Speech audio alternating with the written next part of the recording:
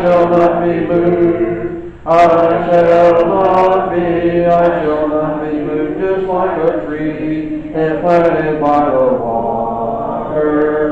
I shall not be moved.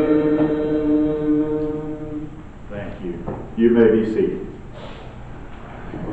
That song we just sang, I shall not be moved. I have seen lots of people that during the Lord's invitation, that was their theme song, I shall not be moved. The church at Philippi had a very, very special place in the heart of the Apostle Paul. The church at Philippi had its beginning when Paul and his company met for worship by the riverside. They had a prayer meeting there. Paul and the other preachers had a prayer meeting there with Lydia and with her household. Lydia was a prosperous businesswoman from the city of Thyatira. The Lord opened Lydia's heart, and she, as the Bible says, attended to the things that Paul spoke of. She was actually the first convert to Christianity on European soil. This church at Philippi was the very first church established on the continent of Europe. From that modest beginning at the riverside with Lydia and her household, the church at Philippi grew to become a great church. Our text this morning comes from Paul's letter to this church that he loved so dearly. The overriding theme of the church, the letter to the church at Philippi, is one of joy. It's one of rejoicing. Actually, those words, some form of joy or rejoicing, is actually used 17 times during the Philippian letter. Now, I want you to think about this, and I want you to get the picture. When Paul pens the words of our text, he's in prison in Rome. Philippians, along with Ephesians, Colossians, and Philemon, are actually referred to as the prison epistles. Writing from his prison cell, Paul knows that at some point in the future, that prison door is going to open. And Paul is going to stand trial before Nero. And when that door opens, Paul is going to travel one of two roads. There's the possibility that the verdict's going to be not guilty. And if that happens, Paul is going to again be able to visit that dearly loved Philippian church. He's going to hurry back to those friends that he loves so dearly, those friends he longs to see and to visit with, those friends he thinks about in this letter with such deep, overriding gratitude. In Philippians chapter 1 and verse 1, Paul says, I thank my God upon every remembrance of you. And so the thought of returning to them, the thought of being with them again, the thought of having fellowship and breaking bread with them again fills his heart with joy. Because if the verdict is not guilty, then freedom for Paul is going to mean meeting again with these dearly loved friends. It's going to mean going on with his great work of spreading the gospel. But then, Paul might be found guilty. And if the verdict is guilty, then the door is going to open on a different road. Because if the verdict is guilty, the door is going to open to the road of execution. It's going to be just a few steps. Paul's going to have to lay his head on the block. And the executioner's axe is going to come and put a grim period to Paul's earthly life. You see, at the time Paul writes this letter, death is not a remote possibility for him. It is actually a high probability. Can you, by an eye of faith, can you imagine and can you feel the mixture of the emotions that are seething in the heart of the Apostle Paul as he writes this letter? One road leads to life and work and friends, and the other road leads to a ghastly death at the hands of a Roman executioner. And in the midst of all of this, Here's what the apostle has to say for us in Philippians chapter 1 and verse 21. He says, "For me to live is Christ, and for me to die is gain." For me to live is Christ, and to die is gain. When you get right down to it, Paul is holding up remarkably well for a man that is staring death in the face. Paul realizes that death is probably very near. He knows that ultimately it's an absolute certainty. And yet, I want you to look at the letter that he writes. And I want you to look at the joyous spirit with which Paul faces this ugly fact. He's not contemplating death with trembling knees and a pale face. There's no terror in his eyes at the possibility or probability of an early demise. And yet he's not trying to ignore the fact of death altogether. But if Paul's not facing death with trepidation and fear and terror, he's also not facing with a morbid earnestness or eagerness. You know, I've known people that were eager to die, it seemed like. My great-grandmother was one of them. I've heard reports of her that when she was in her early 50s, which is an age some of us, most of us, can only see in our rearview mirror. Somebody asked her one day, said, "Well, Miss Gaskins, what are you doing?" She said, "Well, I'm just sitting." She was on the front porch in a rocking chair. "Miss Gaskins, what are you doing?" "I'm just sitting here waiting to die." That was her attitude of life. And son of a gun, as the old boy said. About 30 years later, she did. She had a long wait, didn't she? There's something unhealthy about that. There's something unhealthy about the thinking and the attitude and the life of someone who is eagerly anticipating death. Because you see, here's a little known fact. That person that is eager to die is a person that's afraid to live. It's just as hurtful to be afraid of life as it is to be afraid of death. Paul wasn't afraid of either one. He wasn't afraid of life. He wasn't afraid of death. He faces both of them with a calm confidence and a calm joy. He says, "For me to live is Christ. For me to die is gain."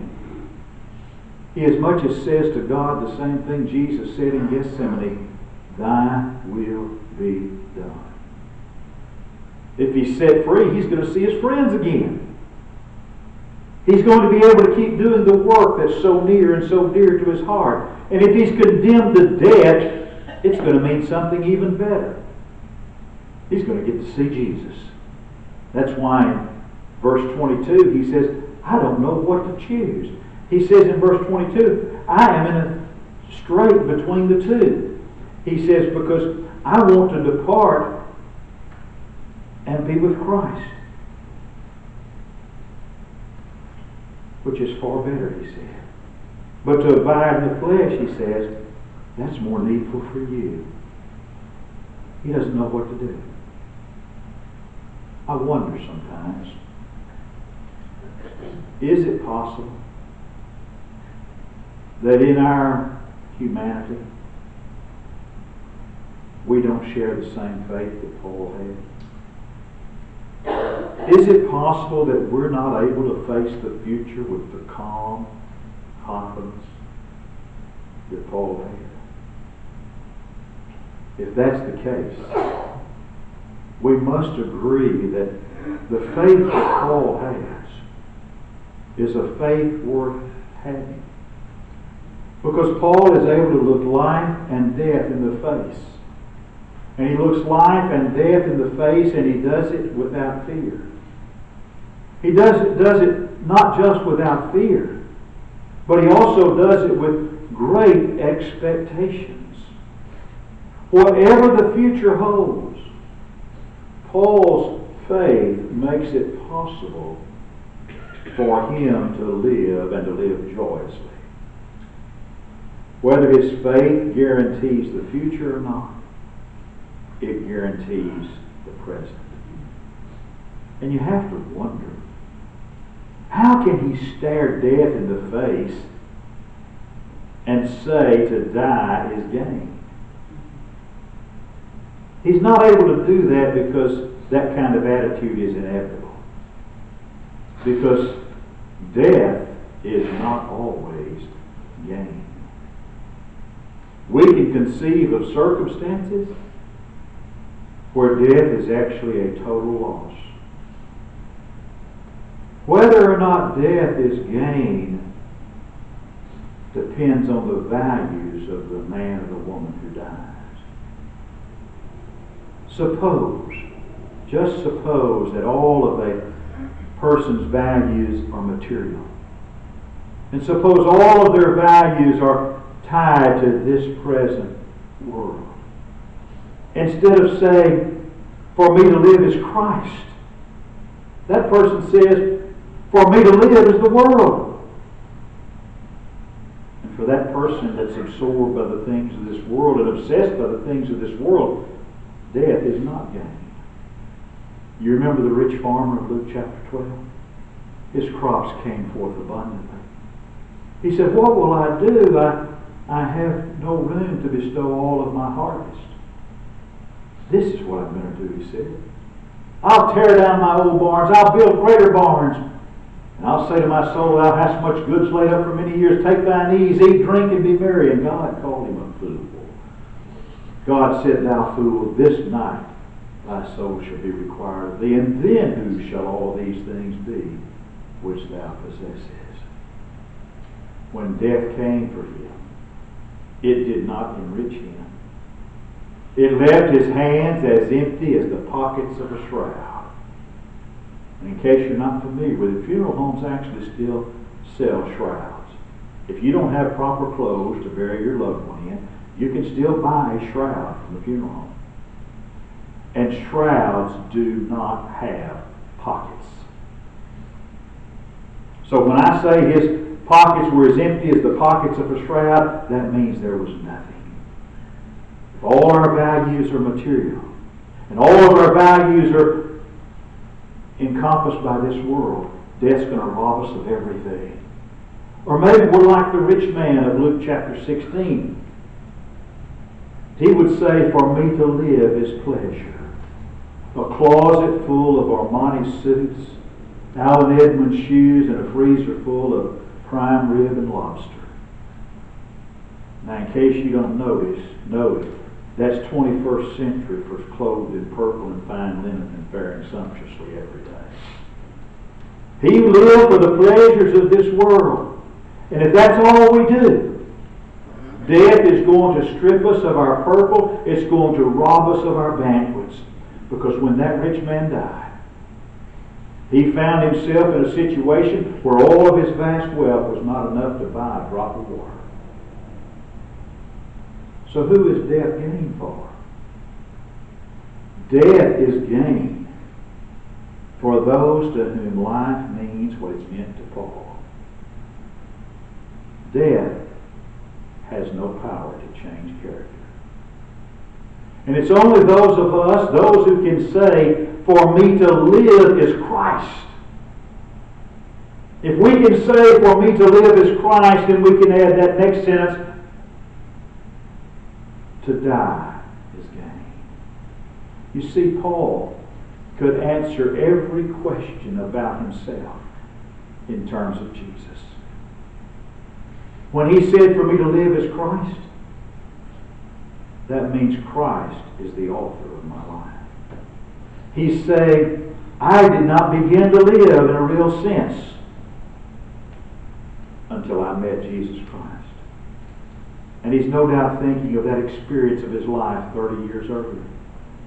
When he was on his way to Damascus with letters in hand from the chief priest, that if he found any Christians, he was to bind them and shackle them and bring them bound back to Jerusalem for trial.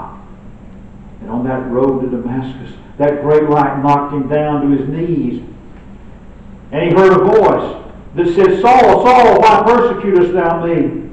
He didn't see anyone. He was blinded. He said, Who art thou, Lord? I'm Jesus, whom thou persecutest. What do you want me to do, Lord?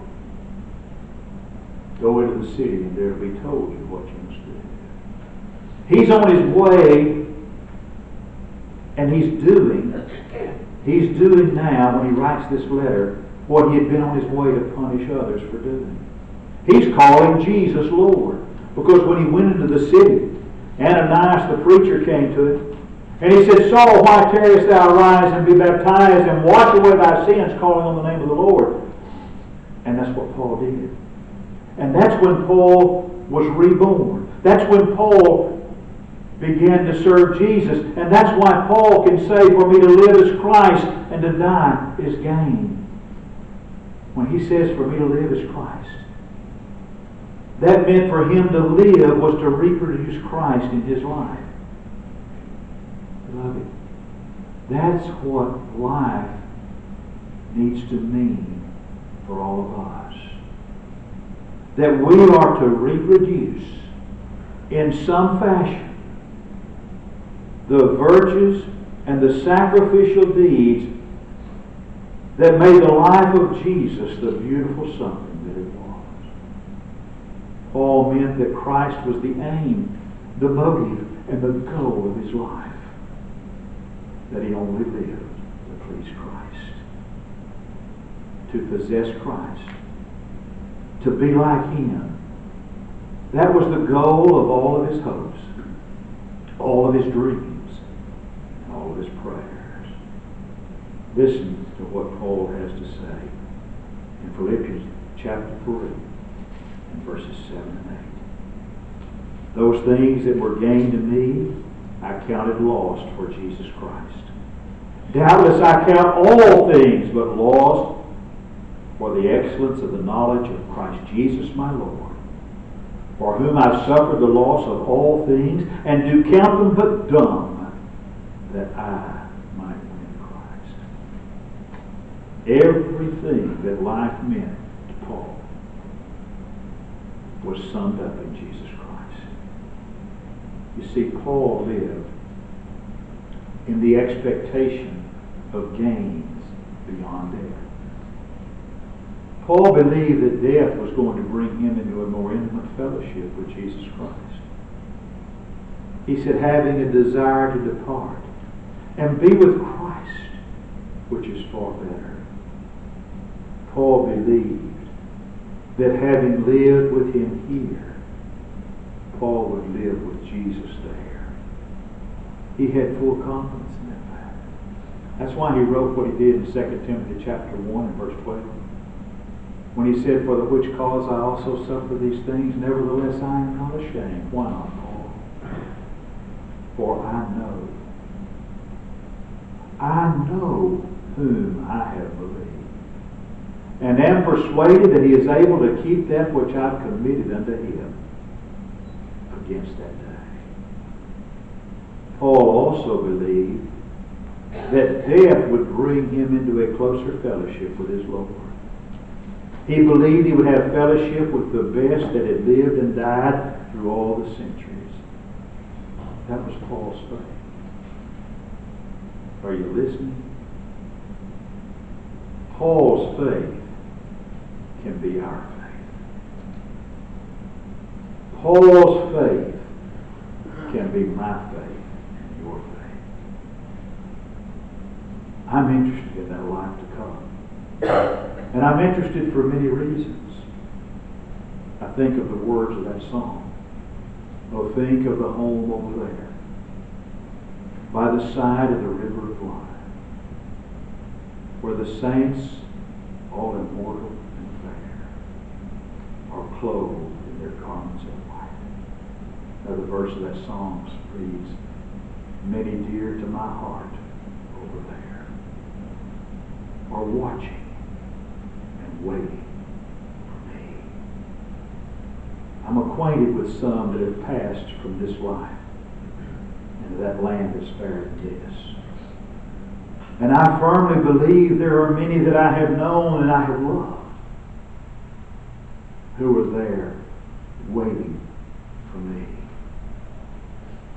And I'm expecting that someday the pale horse and his rider are going to cross my threshold, and the adventure of death is going to bring me the finest of all my friendships and the richest of all my associations throughout all of eternity. I firmly believe that someday I'm going to lock arms once more with those that I have loved long since and lost for a while. Paul was sure of that. You and I can be too. Paul was sure that death was going to bring him into a clearer vision of Christ and bring him into more intimate fellowship with the saints of all ages. That it was going to bring him into an atmosphere that was home-like. Jesus talked about heaven. He thought of it as home in John chapter 14. Or words that Jesus spoke that have wrapped their arms around more stooped shoulders, and they've given their touch of healing to more hurting hearts than any words ever uttered. Jesus says, "Let not your heart be troubled. You believe in God, believe also in me. In my Father's house are many mansions. If it were not so, I would have told you. I go to prepare a place for you. And if I go and prepare a place for you, I'll come again and receive you unto myself, that where I am, you may be also." Blessed thought and happy day. Heaven's going to be home. And the same things that make a home here are going to make it home in the sweet by and by. Love. Love is going to make it a home, because love is what makes home home. And in heaven, we're going to be surrounded by the love of God and the love of the Lord Jesus Christ throughout all ages, world without end. It's going to be a land with a clearer vision of Jesus, a land of sweet fellowship, a land where we will be unhampered by the infirmities that we have to bear in this life. What'd you say, Paul? For me to live is Christ. Here's the great question. Are you able to say that this morning? Are you living your life within the will of God? Are you living God's kind of life? You see, heaven is not going to be a participation trophy. Heaven's going to be a reward for those who live God's kind of life and live it faithfully. Listen to the words of Jesus in Matthew 7, verse 21. Not everyone that saith unto me, Lord, Lord, shall enter the kingdom of heaven, but he that doeth the will of my Father which is in heaven. Listen to what John would write in Revelation 22, verse 14. Blessed are they that do his commandments, that they may have a right to the tree of life, and may enter in through the gates of that city. Are you living your life within the will of God? Is Jesus the Lord and Master of your life? Not just part of your life, not some little corner of your life. Is Jesus the Lord and the Master of all of your life? This will make 1,001 times I've said this at least. If Jesus Christ is not Lord of all of your life, Jesus Christ is not Lord at all in your life, are there changes that need to be made? Do you need to make changes in your life to be able to say with Paul, for me to live is Christ and to die is gain? Can we help you make those changes? This is your opportunity to do that. Let's get up.